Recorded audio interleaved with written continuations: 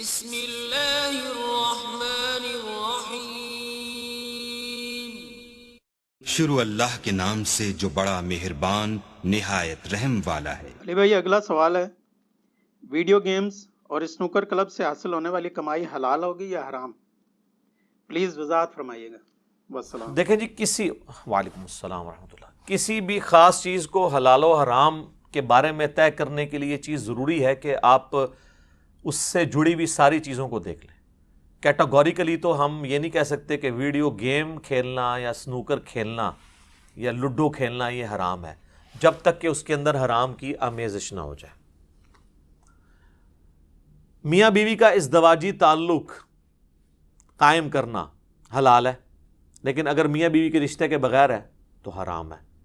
تعلق ایک ہی ہے لیکن نوعیت مختلف ہوگی۔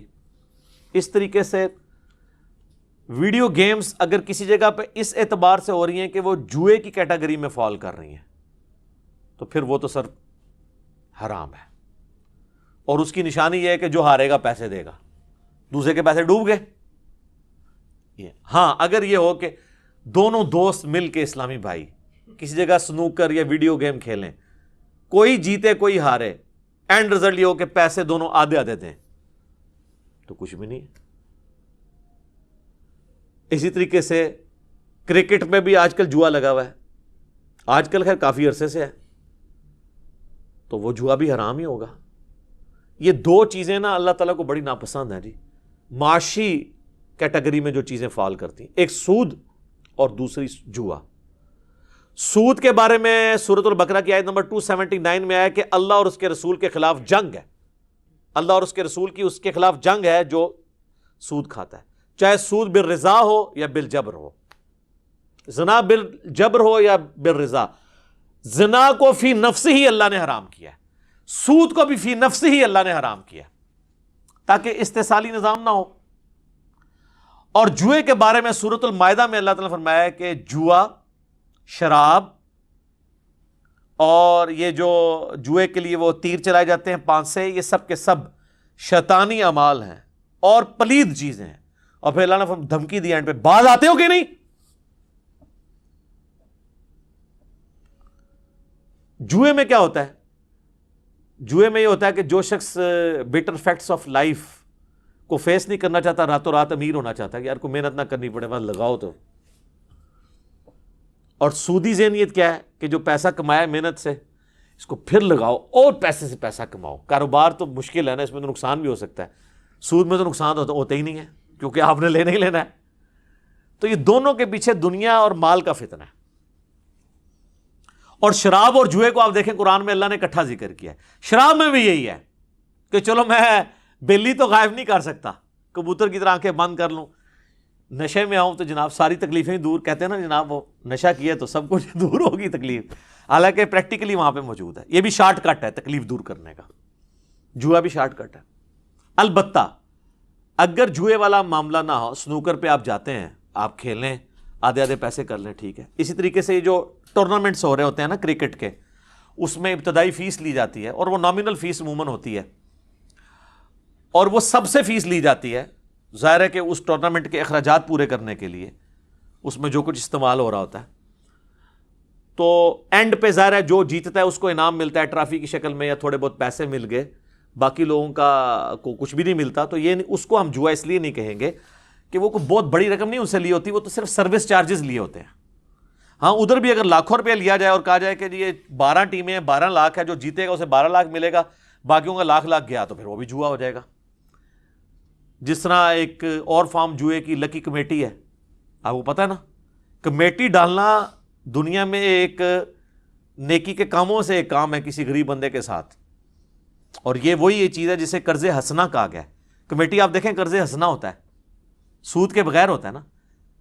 10 بندے مل کے کمیٹی ڈالتے ہیں، پہلی کمیٹی جس بندے کی نکلی ہے 10-10 ہزار ڈالی تھی تو لاکھ روپیہ وہ لے کے چلا گیا، 10,000 اس کا اپنا ہے، 90,000 اس کو آپ نے قرض حسنہ دیا ہے جو وہ آہستہ آہستہ کر کے واپس کرے گا۔ تو کتنی نیکی ہے اس کے ساتھ اگر کر دو واپس دے ویسے تو اینڈ سے پہنچتے کمیٹی ٹوٹ جاتی ہے، کہتے کمیٹی ٹوٹ گئی۔ ویسے گورنمنٹ انہوں کی ہڈی پسلی تروڑے جڑے کمیٹیاں تروڑ دینے، ویسے اگر اعتباری لوگوں کے ساتھ آپ معاملہ کریں نا تو کمیٹی چلتی رہتی ہے، کوئی ایسا لیکن ایک ہوتی ہے لکی کمیٹی، جو دنیا میں تو لکی کمیٹی ہے، آخرت میں وہ عذاب پہ مبنی کمیٹی ہے. اس میں یہ ہوتا ہے کہ ایک بندہ لاکھ روپے، اب اس میں قرآن اندازی تو نہیں ہوئی کہ پہلی کس کی دوسری کی، قرآن اندازی تو سنت ہے، بخاری مسلم میں حدیث ہے، نبی علیہ السلام جب سفر پہ جاتے تھے اپنی بیویوں میں قرہ ڈالتے تھے، جس کے نام نکلتا تھا اس کو ساتھ لے کے جاتے تھے. تو ہر سفر میں ڈیفرنٹ بیوی آپ علیہ السلام کے ساتھ ہوتی تھی.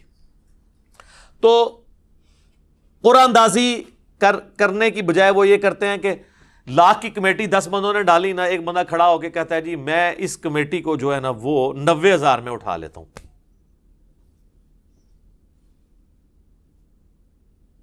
90,000 کا مطلب یہ ہے کہ 90,000 گویا کہ مجھے 90,000 ہی میں لے لیتا ہوں، اوپر کا جو 10,000 ہے نا وہ تم باقی 9 بندے آپس میں تقسیم کر لو. تو سر یہ تو سود ہے، پیسے کے ذریعے پیسہ ہے. اور یہاں تو یہ تو میں آپ کو چھوٹا بتا رہا ہوں، لاکھوں کی کمیٹیاں ڈلتی ہیں.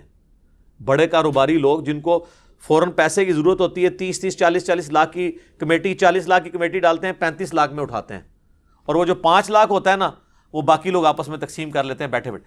اب اصولاً اور وہ نکلی اس کی 40 ہے، لیتا وہ 35 ہے، 5 وہ چھوڑ دیتا ہے باقیوں کے لیے آرام کھا لیں.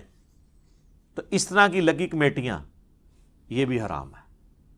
اور یہ عموماً کاروباری لوگوں کے ہاں رائج ہیں. اور میں نے دیکھا ہے کاروباری لوگ تو بالکل حلال و حرام کی تمیز بہت کم لوگ ہیں جو کر رہے ہوتے ہیں، اور وہ سمجھ رہے ہوتے ہیں کہ یہ ہم جو کچھ کر رہے ہیں نا یہ تو بس اس کے بغیر تو کاروبار چل نہیں سکتا اور ہمارے پاس کوئی ذریعہ بھی نہیں ہے. جتنی بھی گیمیں سنوکر کی شکل میں، لوڈو کی شکل میں، انڈور ہوں آؤٹ ڈور ہوں، جب تک ان پہ جوا نہ لگے یا ہارنے والا پیسے دے اور جیتنے والا نہ دے، یہ والے معاملات نہ ہوں تو وہ حلال ہوگی. جوا لگ گیا تو وہ حرام ہوگی. پھر بعض لوگ کہتے ہیں ہم تفریح کے لیے کیا کریں، تو تفریح کریں نا میرے بھائی، آدھے آدھے پیسے ڈال کے کریں، تفریح مل کے کریں نا. اور قرآن نے تو آپ کو جو تفریح بتائی ہے وہ ہے سیرو فی الارض، زمین میں گھومے پھریں، جائیں ناردرن ایریاز میں چلے جائیں، اپنا ٹائم گزاریں، نیچر کو قریب سے دیکھیں، اللہ کی قدرتیں دیکھیں. یہ آپ کے، اور آج کل تو آپ کے پاس ایک اور بہت بڑا ذریعہ ہے، نیشنل جغرافک چینل ہے، یوٹیوب پہ جائیں، جا کے دیکھیں لوگوں نے زندگیاں لگائی ہیں کروکوڈائلس کو سمجھنے کے لیے، ایلیفینٹس کو سمجھنے کے لیے.